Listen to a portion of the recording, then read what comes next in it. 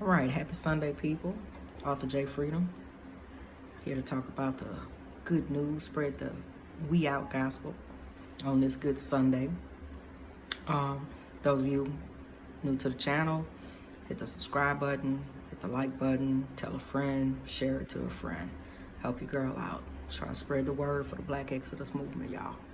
I'm the author of We Out, and it's the blueprint on how to get your stuff together so you can quickly amass the liquidity that you need to roll out. So those of you know, I live in Cancun. I've been here a little over 4 years, Cancun, Mexico. We run into brothers and sisters, you know, when we out and about. And one of the big things that they ask us is, why did you guys move? We run into, like, you know, other Americans too, but especially the brothers and sisters. The biggest thing is, why did you guys move? And the first thing is racism, right? Being black in America is not easy. You don't realize how much damage has been done to you, not only just, you know, in your lifetime, but generationally that's been passed down to you until you remove yourself from there. One of the things I talk about in my book is a generational trauma that has been found on the DNA of Holocaust survivors' descendants. So basically, the people who were, you know, Holocaust victims, their grandchildren, great-grandchildren, great-grandchildren, there's a change in their DNA, and they found it. So if that was like 70, 80 years ago, right? So imagine what happened to us, right? So, and then I'm from the deep South. I'm from Louisiana. So, oh my God, I'm terrified to know what's on mine, on my DNA strands, as far as the generational trauma is concerned. But one of the biggest things is racism, right? And so I decided, you know, one day I just woke up, and I decided I didn't want to live the rest of my life like that. And I can't say I had a bad life, but I have had some unpleasant racist experiences dealing with Karens and Kens, and I've been called the N-word several times in my life. The first time I was 12, I believe. I was in middle school. And it's funny because I didn't know I was black. I just was, you know, I didn't know. And that's the time that I learned that I was black, right? Most of us have this defining moment in our lives. So I'm sure you guys can relate. Let us know in the comments. Let me know in the comments what your first experience was like when you were first called the N-word. How old were you? I find, like, you know, just an unofficial poll, like most of us would call that as kids. You know, very few, very rarely I find people who made it to adulthood without being called one. You, my dear, are a rare unicorn. All right, next reason. Well, that one's pretty simple. Well, we can dig deeper into it as well. The systemic racism, or the systemic issues, which are the residual effects of slavery, you know, fruit of the slavery tree, right? It's left over. And again, we're so entrenched into it till we don't know what it is until after we get out, or we know what it is, but we don't realize how deeply entwined it is into our lives until we free ourselves from it, right? So, and that's one of the things that I also talk about in the book, freedom, the feeling of freedom when you are finally free. The second thing is cost of living. It was just getting too dang on expensive to live there. You know, I had started researching. You know, I knew I wanted an exit strategy, especially when I saw that Trump was going to be winning, and, you know, he actually won and took office and everything. But I was noticing how, you know, things just started creeping up, and this was you know, years ago, before like stuff is what it is now, pre-pandemic, pre-inflation, all of that good stuff. So I was like, I don't I don't know where this is going, but I don't like how it's going. And I don't want to be a part of it. I want to be somewhere safe, where my dollar is going to stretch a little further, right? One thing I noticed, like here, like the food is much better quality. Food is much better quality. The service is much better quality. Whether you're at the grocery store or if you're at a restaurant, if you're out and about, if you're, it's just totally different. I was talking to a friend of mine yesterday. My last visit home in May, my home to Baton Rouge, Louisiana. I went to like a little local seafood restaurant. It, had a really good reputation back in the day. I remember when they built the place. It was a really nice joint, right? It wasn't like fancy. It was like, casual, like it's more than casual, but less than dressy, if that makes sense. I don't know if I find the right phrases for that. But, and they were moderately priced. They had a few expensive items, but it was doable back then, right? And so I went and I had got what I normally get. I normally get a dozen char-grilled oysters, an order of, I think it's like crab stuffed mushrooms, stuffed mushrooms, that's what it is, and an order of coleslaw. And that was like $70. I was like, what, man? And so one thing, the char-grilled oysters were small. They were gritty, like they had not cleaned them, purged them, flushed them out. And it was just, maybe I'm just used to the Caribbean oysters now. I don't know. They're much cleaner and tastier, fatter, more tender. They'd overcooked them. My mushrooms barely had any crab meat in them. It was mostly stuffing, like breading. And then they shorted me a mushroom from what used to come in the order. Yeah, I be counting my mushrooms, y'all. And coleslaw. These folks then broke up some ramen noodles and mixed it in the coleslaw. Now, cabbage is one of the cheapest things a restaurant can buy. Why are they cutting it with ramen noodles? Like I wasn't gonna notice. Like people aren't gonna notice what the crunch. Like you put the ramen noodles in there because of the crunch. I don't know. Anyway, sometimes I get sidetracked, y'all. So I was talking to my friend. I was talking about that. And I was telling her about that experience, and she's visited in Mexico and to Cancun before. She came last summer before last. And we went out to eat and, hung out and stuff. And so she knows the difference. So she's familiar with this restaurant in Louisiana that I was telling her about. And, we were just talking about how the story, and it was crazy because it's like in the States, the servers expect a tip. They don't want to work for the tip. It's like, okay, I served you, so now you got to give me a tip. Whereas in Mexico, like, the servers work for their tip. Like, I'm not trying to get nobody to be doing no dog and pony show, tap dancing and stuff like that. But like the way they bring the food out, they bring out the appetizer, they bring out your drink, they bring out the appetizers, they wait and watch. And if your cup is like not full or whatever, they'll come and top off your beverage, and they'll wait for you to finish that course before they clear the table, and bring the next course and so on and so forth, and just complete the meal cycle, right? Quotation marks. When I went to the States, like the dude, like he was like, okay, what you wanted? What I told him to order, blah, blah, blah, blah, blah. He brings out the mushrooms, he brings out the oysters, and he brings out the coleslaw at the same time. That's just what I had. I was with two other people, and he brought out like their order, their appetizer order, like everything all at one time. So we're at this little, standard square table. It wasn't a super big table.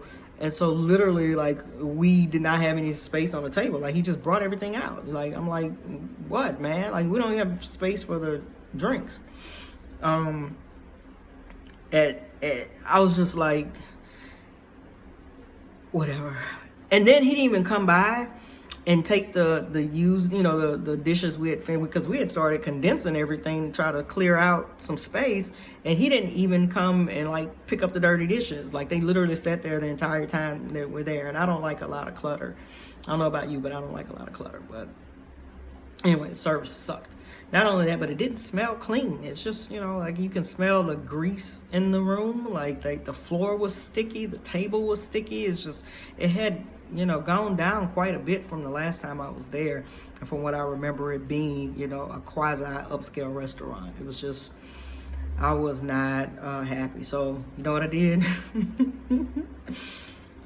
I went to the hood and went and got me a shrimp po' boy. That's what I did. So, the hood will never do you wrong. Oh, and by the way, my portion was $70, okay, for the other place, right? 3 items, $70. Yeah, I went to the hood. I spent $12 and got me a foot-long loaded shrimp po' boy. So the hood will never do you wrong, by the way. The hood will never do you wrong. Every time you get like something crappy from like a restaurant, just go to the hood spot. They'll never do you wrong. And the prices are still right. And they've gone up a bit too, but they're not anything like those restaurants are. So yeah, that cost of living, and that's just that. Like you can't really afford to eat out in the States. Like you have to, you pay your bills. You can't really treat yourself. Whereas here, like we can eat out basically whenever we want. Our bills are still paid. We still have something left over. We can, do more entertaining and enjoy a better quality of life. So yeah, that's the other reason that I tell people when I run into them. The third reason is the country is collapsing. I mean, I talk about it a little bit in my other videos, but I mean, the writing's on the wall. A lot of people like to use the term third world country when describing Mexico. I think that is a misnomer. Statistically, I want to say Mexico has like the 15th largest economy in the world. Don't quote me on that, but I think that's what I saw the other day. Certain parts of Mexico, still rural areas, just like you have rural areas in the United States, but so much so that the United States, like the United Nations came and they went to rural parts of Alabama and they were like, it's worse than, there than it is in some so-called third world countries. One of the things that sold us on Cancun when we visited in 2017 was that we noticed a lot of construction, a lot of residential construction, a lot of commercial construction. We noticed roads being built. We noticed wires being laid, those types of things, infrastructure types of things, pipes, all of those things. And it's crazy because where I live, everything is buried underground. They're not even wasting their time putting stuff up on a pole, which came in handy with the last hurricane we had a couple of years ago. Like this whole area, like for the most part, is the wires are underground, high-speed internet, electrical lines, all of that stuff. So that's something to think about too when, like I talked about on the last video with the hurricane damage and why places in the United States coastal areas specifically don't build like in the same style of the Caribbean with the flat roofs and the concrete and things of that nature. You could, put solar panels up much easier. You can harness the power of the sun. If you're in a windy place, you can harness the power of the wind. You could collect water. It's so many things you could do, and your house will still be standing after a hurricane. Like, yeah, it just. Anyway, bury your stuff on the ground. You don't worry about the electrical company. They probably have to do something to the grid. I don't know. I'm not an electrician, but anywho, yeah. So that was another reason. The next reason was just people just aren't friendly anymore, man. Like, just they don't want to help you. They look at you crazy. You got safety problems, school shootings, random shootings. I was watching the news And they were talking about some random dude just rolled up on people on the Las Vegas Strip and started stabbing them. He goes, hey, I'll take a picture with a showgirl, and boom, just like stabs and kills like 2 people and stabs like a whole bunch of other people. Like, what? Like, with a kitchen knife. Like, you know, who did not see him walking down the street with a kitchen knife? That, I mean, like, there's cops everywhere all over Vegas. Like, I went to Vegas and I saw cops everywhere. Like, security guards, like, nobody stopped him. Like, nothing. Anyway, definitely safety. Of course, they didn't do anything after Sandy Hook. They didn't do anything after Uvalde and everything in between. And that's just, you know, random mass shootings. That's not counting like the attacks on African Americans and other minorities, people of color in the United States that just occur. Just, you know, walking while black, driving while black, getting gas while black, going to Starbucks while black, you know, at the mall while black, anything while black, at the doctor's office while black, at Walmart while black, shopping while black. Yeah, basically anything, any activity you can insert while black. And there's probably something you can easily Google. Oh, bird watching while black. We've had one of those, right? New York, Central Park lady with her great Academy Award acting skills. Yeah, that's all I'm gonna say about that. The next one is education. I don't have any kids of my own, but I am, you know, a stepmother, and I do have nieces and nephews, and I, you know, I have friends with kids, and I you know, if I had to raise a kid now, I couldn't do it, man. Like, oh, critical race theory, them not wanting it, you know, making it an issue, not wanting to know the truth about what they did. It's their history because they did it, right?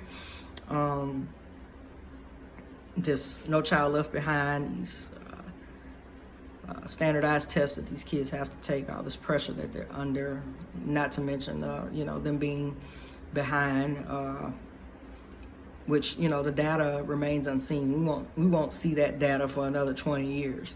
But looking back at the pandemic of 1918, those folks were fine. Those were the ones, that was a generation that went on a fight in World War II. You know, they are the parents of the baby boomers. So, and the baby boomers are, you know, my generation's parents, right? So they turned out okay. So-called the greatest generation. That's what they deemed them. But for the most part, they turned out okay. But the difference between then and now is that they had a lot of, you know, life skills and critical thinking skills and the ability to problem solve, whereas these kids don't. So I'm eager to see how that'll play out over time. Now, the last time we went to the States, this one was in September. We went home before that, but we went to the States for a little weekend getaway. We vacation in the United States. People come to Cancun to vacation. We vacation in the United States, right? So hallelujah for flight miles and points. And we were able to go slide down to Texas and go get some barbecue. So for my wife's birthday. So yeah. But we met a lady on the plane, and a white lady, and she was like, why? Well, actually, we met some people in the airport, and this is one of the things that we always get. Like, they always say, like, you know, we're waiting for the plane. The plane's obviously coming to Cancun, and it was like, so where are you guys staying? We at our house. What? Yeah, we live in Cancun. Like, the mouths just drop.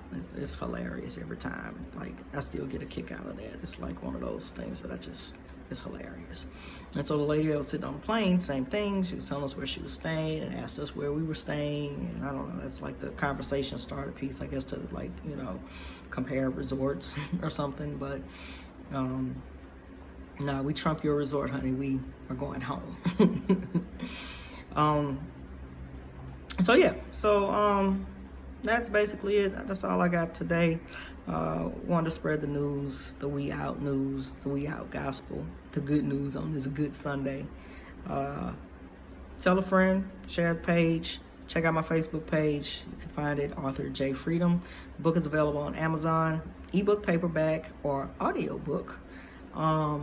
And I'll see y'all soon. Have a blessed Sunday, folks.